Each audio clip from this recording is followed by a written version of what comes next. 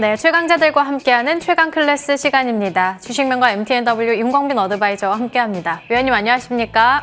네, 반갑습니다. 네, 지정학적 리스크에도 불구하고 미증시는 상승 마감, 우리 시장도 굳건하게 잘 버텨주고 있는데요. 이런 흐름을 오후장까지 이어갈 수 있을까요? 자, 지금은 일단 지수가 바닥을 잡는 과정이라고 말씀을 좀 드리고 싶습니다. 더 빠졌어도 이상하지 않는 거고, 네, 여기서 반등이 나와도 너무 많이 빠졌기 때문에 반발 매수세가 들어올 수 있는 상황이죠.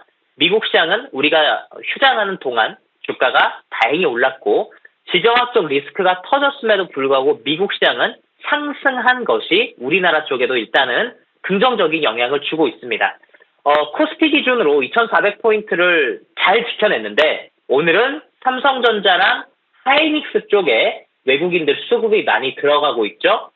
외국인들이 전체 시장에서 지금 코스피 코스닥은 팔고 있지만 그래도 선물을 많이 매수해주고 있습니다. 이 선물을 매수하면서 삼성전자 하이닉스를 매수하다 보니까 오늘은요, 개별 종목들이 올라가기는 어려울 겁니다. 왜냐하면 삼성전자 하이닉스 쪽으로 거래량이 지금 집중이 되는 상황이고, 투심은 그렇게 시장 전체적으로 좋지가 않죠. 코스피는 2,400포인트, 코스닥은 지수 포인트 기준으로는 바닥을 800포인트를 사수하려고 하는 노력인데 아직은 알 수가 없다고 봅니다. 자, 그렇기 때문에 신용을 쓰신 분들이 항상 문제인데요. 자, 신용 잔고가 아직까지는 많이 줄지 않았다고 생각이 되고, 신용이 조금만 더 빠져야 되지 않을까 싶습니다. 그러면 지수가 여기서 한 번만 더 밀리게 되면 신용 반대 매매가 추가적으로 나올 수가 있는데, 자, 시청자분들 중에서 담보 비율이 부족하신 분들은 계좌에 여윳돈을 주식에 넣기보다는, 그렇게 하기보다는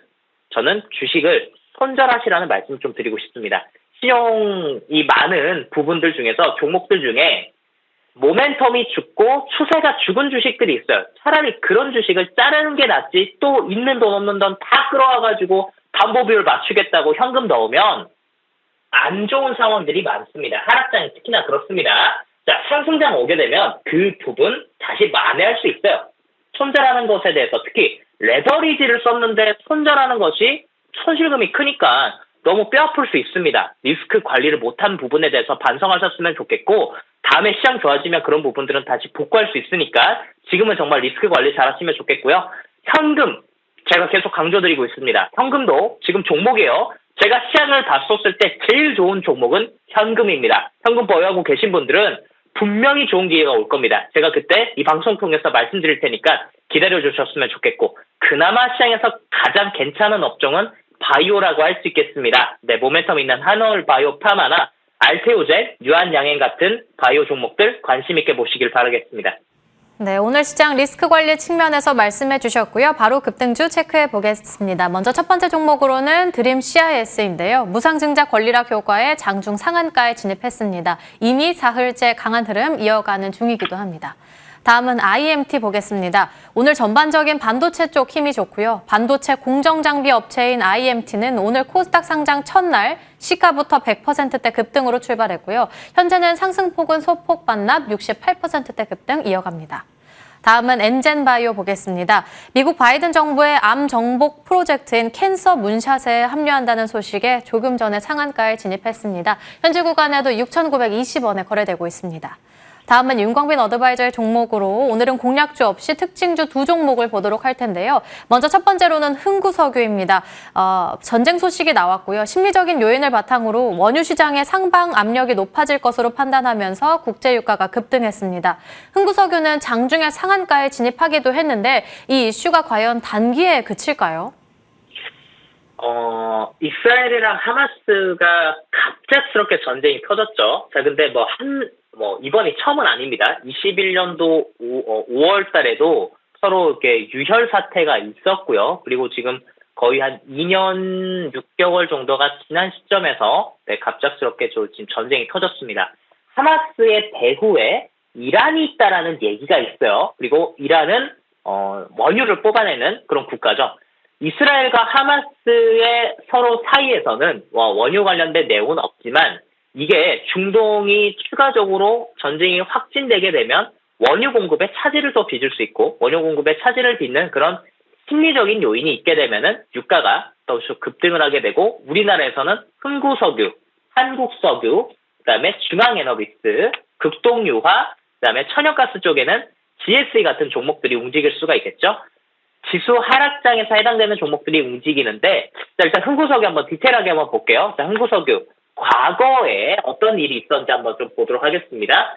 여러분 트럼프 대통령 기억나시죠? 네, 트럼프가 이전에 이 사우디 쪽에서 한번 테러 작전을 펼친 적 있죠. 중동 쪽에서. 그때 다시 한 번 더 중동 쪽에 불안감이 있었을 때 급등이 나왔다가 이 종목이 어떻게 됐냐면 상한가를 이렇게 가게 됩니다. 자, 흥구석유 같은 종목들 특히나 국제유가가 이렇게 올라가면서 유가가 올라갈 때는 흥구석유 같이 올라갈 땐 모르겠지만 지금처럼 어떤 전쟁 이슈가 터졌을 때 흥구석유가 올라가거나 또는 떨어질 때 있지 않습니까?